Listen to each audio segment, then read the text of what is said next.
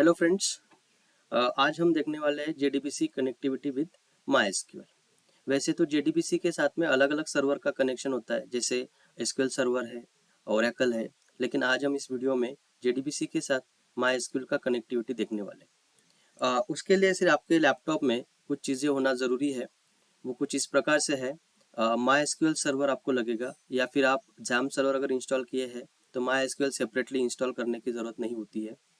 उसके बाद आपको लगेगा इक्लिप्स एंटरप्राइज एडिशन और जेडीके 17।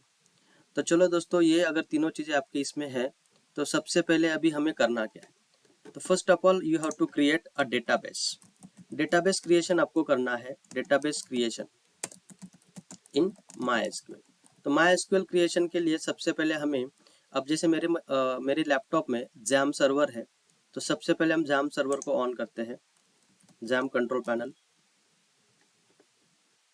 ओके, इसको ऑन करने के बाद हम दोनों सर्वर जो है, Apache server and MySQL server, इन दोनों को स्टार्ट कर लेते हैं। ठीक है, अब ये स्टार्ट होने के बाद माई एसक्यूएल सर्वर हम स्टार्ट करेंगे। ठीक है, ये स्टार्ट होने के बाद हम किसी ब्राउजर में जाके लोकल होस्ट टाइप करेंगे ताकि हमें पता चले हमारा सर्वर प्रॉपरली कनेक्ट है कि नहीं। डैशबोर्ड में जाएंगे, yes it's absolutely connected. Now database create करने के लिए आपको यहाँ पे जाना है php myadmin। php myadmin करेंगे तो एक php myadmin का डेटाबेस यहाँ पे आ जाता है। ओके, नाउ यहाँ पे लेफ्ट हैंड कॉर्नर में अगर आप देखेंगे तो यहाँ पे कुछ डेटाबेसेस ऑलरेडी मेरे मशीन में क्रिएट है। Now I am going to create a new database. So new पे जाइए। न्यू पे जाने के बाद यहाँ पे वो डेटाबेस का नाम आपको पूछेगा। So I am going to create MySQL db1 because मेरे पास माई एसक्यूएल db ऑलरेडी है। So I am going to create another name MySQL db1। ये डेटाबेस मैं यहाँ पे क्रिएट कर रहा हूँ, इसको क्रिएट करेंगे। सो database my SQL db1 successfully created, ये यहाँ पे आ जाएगा। यहाँ पे आने के बाद आपको इस पे क्लिक करना है। क्लिक करने के बाद ये डेटाबेस का नाम यहाँ पे दिखेगा आपको, database my SQL db1। Server का जो भी है पाथ यहाँ पे दिखेगा आपको। सो हम क्रिएट करते हैं क्रिएट टेबल। सो क्रिएट टेबल में यहाँ पे आपको नेम देना है, what ever you name want. Suppose मुझे यहाँ पे स्टूडेंट नाम का एक टेबल बनाना है। तो स्टूडेंट, नंबर ऑफ कॉलम्स कितने रखने हैं स्टूडेंट में, हम लोग यहाँ पे 4 कॉलम्स रखेंगे। तो ये हम इस तरीके से गो करते हैं। गो करने के बाद वो टेबल का स्ट्रक्चर यहाँ पे आपके सामने आ जाएगा। So I am going to create here roll number. आप चाहे आईडी दे सकते हैं। इसका टाइप हम इंटीजर लिखेंगे।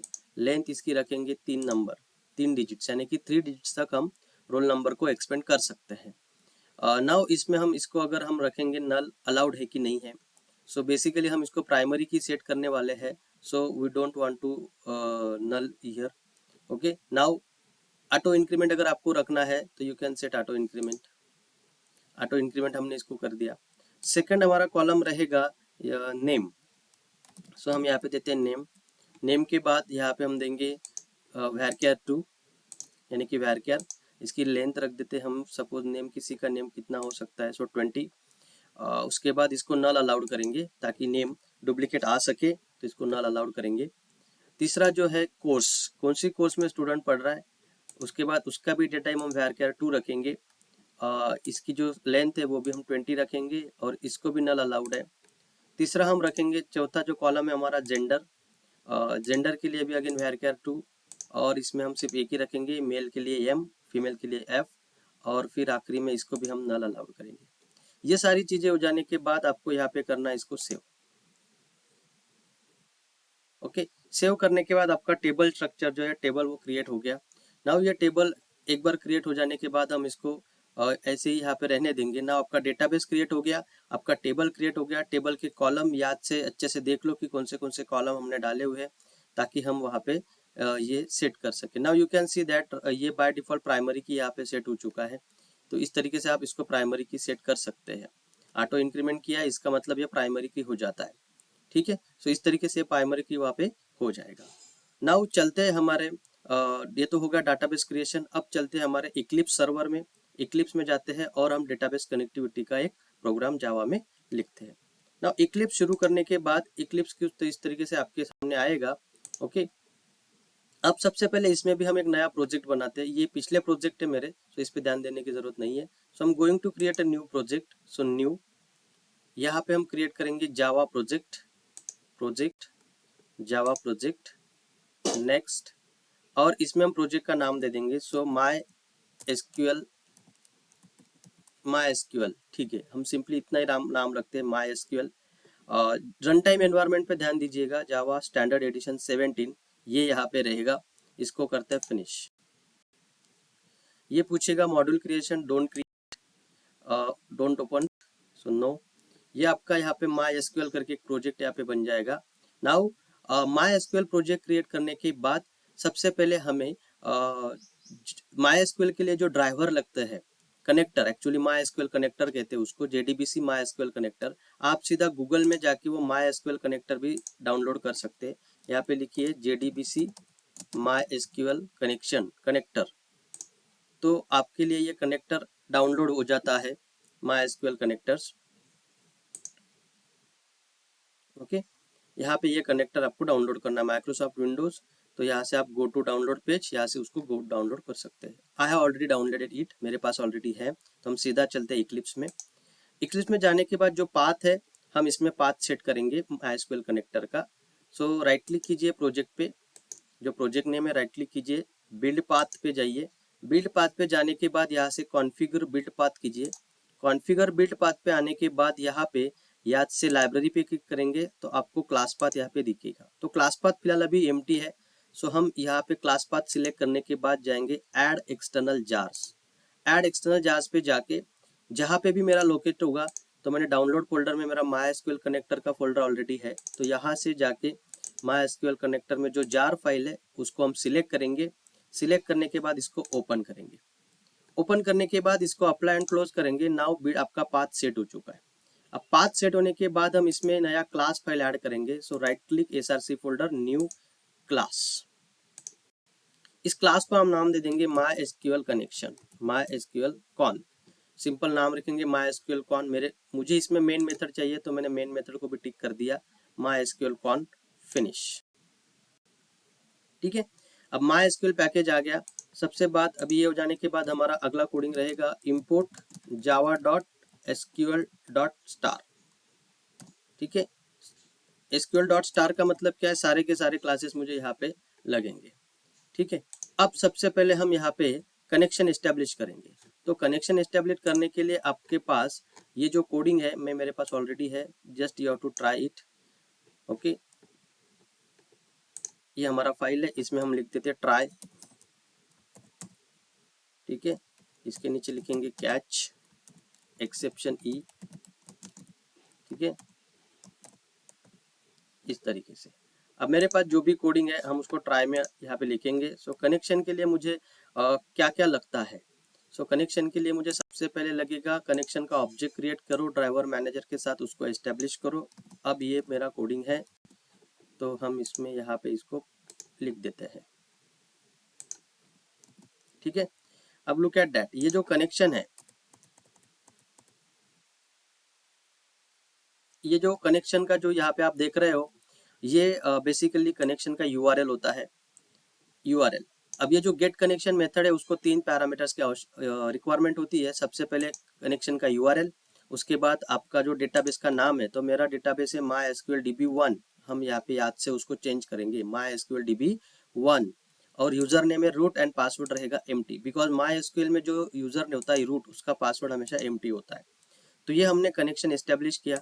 कनेक्शन एस्टेब्लिश करने के बाद हम यहाँ पे चेक करेंगे कनेक्शन सक्सेसफुल है कि नहीं है। तो ये कनेक्शन एस्टेब्लिश होने के बाद ही कनेक्शन सक्सेसफुल मैसेज आएगा।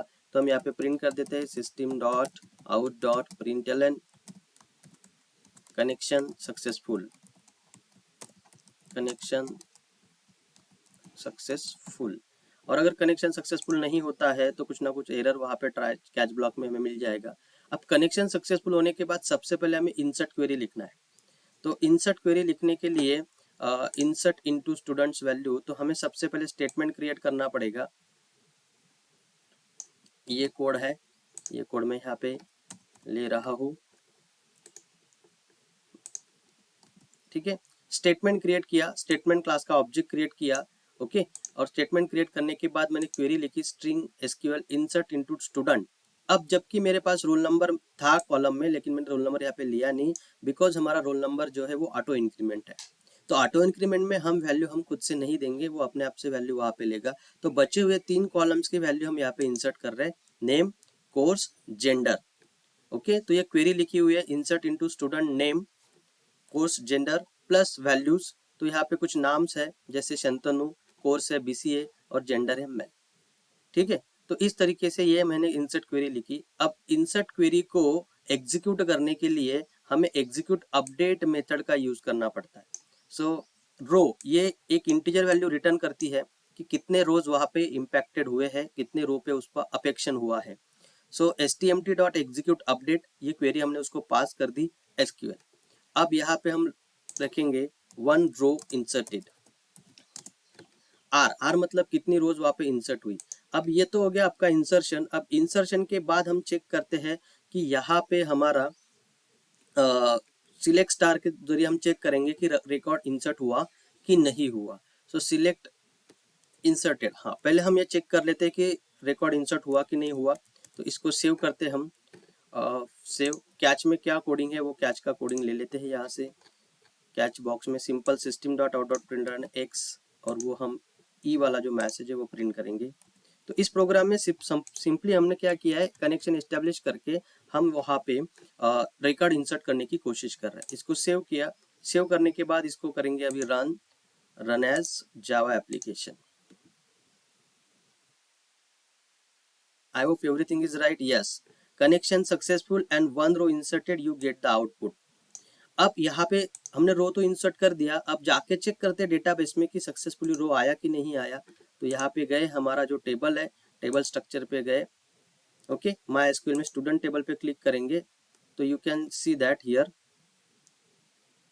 यू कैन सी दैट एक वन रिकॉर्ड यहाँ पे आ चुका है। देखिए roll number 1, name Shantanu, course BCA, gender M. तो हमारे डेटाबेस के साथ कनेक्शन सक्सेसफुल हो चुका है और उसके साथ साथ हमने इंसर्ट क्वेरी वहाँ पे कर दी है। तो इस तरीके से जेडीबीसी में माई एसक्यूएल का कनेक्शन होता है और हमने वहाँ पे एसक्यूएल का यूज करके एक क्वेरी को, एक रिकॉर्ड को इंसर्ट किया है।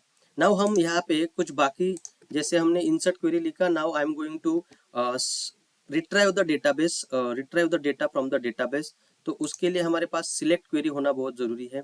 तो सिलेक्ट क्वेरी हमारे पास इस तरीके से है, वो हम यहाँ पे लिख देते हैं। ठीक है, तो ये हो गया रिट्राइव द डेटाबेस। ये था हमारा इंसर्ट, इसको हम कमेंट देते हैं इंसर्ट डेटा इनटू टेबल। ठीक है, फिर इसको हम कमेंट देते हैं यहाँ पे retrieve the data from the table. ठीक है, अब रिट्राइव करने के लिए हमारे पास स्टेटमेंट ऑब्जेक्ट हमने ऑलरेडी जो पहले से क्रिएट करके रखा है, तो उस ऑब्जेक्ट की मेथड है एग्जीक्यूट क्वेरी मेथड। जैसे हमने एग्जीक्यूट अपडेट किया था इंसर्ट क्वेरी के लिए, सिलेक्ट क्वेरी के लिए हमें लगता है एग्जीक्यूट क्वेरी मेथड। तो एग्जीक्यूट क्वेरी मेथड जो है, एग्जीक्यूट क्वेरी मेथड के अंदर हम ये जो रिटर्न करता है, ये एक रिजल्ट सेट का ऑब्जेक्ट रिटर्न करता है, क्योंकि टेबल से पूरा का पूरा डेटा जो आने वाला है वो रो फॉर्मेट में आएगा। तो रिजल्ट सेट इज एक टाइप का वर्चुअल टेबल होता है, इसके अंदर हमारा जो डेटाबेस है उसमें से जो टेबल का डेटा है वो इस ऑब्जेक्ट में आ जाता है। तो हमने क्वेरी लिखी select star from student. Okay, हमारे टेबल का नाम स्टूडेंट है, तो जितने भी रिकॉर्ड उसमें हो जाएंगे वो यहाँ पे आ जाएंगे। उसके बाद व्हाइल rs.next, तो पहले जैसे ये रिजल्ट सेट ऑब्जेक्ट है, बाय डिफॉल्ट उसका रो पहले ही, उसका जो कर्सर होता है वो पहले ही रो पे वहाँ पे सेट होता है। तो वन बाय वन रो अगर हमें एक्सेस करना है तो इस तरीके से हम एक्सेस करेंगे। Now system dot out dot get print L N rs dot get int 1, rs dot get string 2, rs dot get string 3। अभी हमारा पहला जो वैल्यू था वो इंटीजर है, दूसरा जो वैल्यू था स्ट्रिंग है, तीसरा जो वैल्यू है गेट स्ट्रिंग है। इसमें एक और हम ऐड करेंगे, जेंडर हमारा डिस्प्ले नहीं हो रहा है, तो हम यहाँ पे वापस से उसको ये कॉपी कर लेते हैं और इसके साथ यहाँ पे पेस्ट करके गेट स्ट्रिंग जेंडर यहाँ पे लिख देते 4। तो चारों कॉलम की इंफॉर्मेशन हम यहाँ पे एक्सेस कर रहे हैं। ओके, नाउ अगेन इसको सेव करते हैं। सेव करने के बाद अब देखिए हमने पहले इंसर्ट इनटू डबल रिकॉर्ड आ जाएगा, इसमें 2 बार रिकॉर्ड आएगा। तो पहला शंतनु ऑलरेडी है, I am going to add now Vinod. Okay, तो ये 2 रिकॉर्ड्स यहाँ पे आ जाएंगे। इसको सेव करते, सेव करने के बाद now I am going to run it. So run, run as Java application, okay, run as Java application में गए। Now you can see that one row inserted, connection successful, one row inserted, Shantanu पहला record था, दूसरा record Vinod, इसका roll number है 1 2 और ये उसका नाम आप उसमें आउटपुट में देख सकते हैं। तो इस तरीके से ये कनेक्टिविटी के अंदर हमने रिकॉर्ड इंसर्ट किया, रिकॉर्ड वहां पे एग्जीक्यूट किया। ओके, नाउ ये तो हो गया आपका execute query and execute update. So I hope guys इस प्रोग्राम में आपको डेटाबेस कनेक्टिविटी अच्छे से समझ में आया होगा। ओके, आपको अगर ये वीडियो अच्छा लगा तो आप मेरे चैनल को सब्सक्राइब कर सकते हैं, शेयर कर सकते हैं ऐसे अलग अलग वीडियोस के लिए। सो आई होप नाउ आप अपना connection database JDBC connection my SQL के साथ में अच्छे से कर सकते हैं।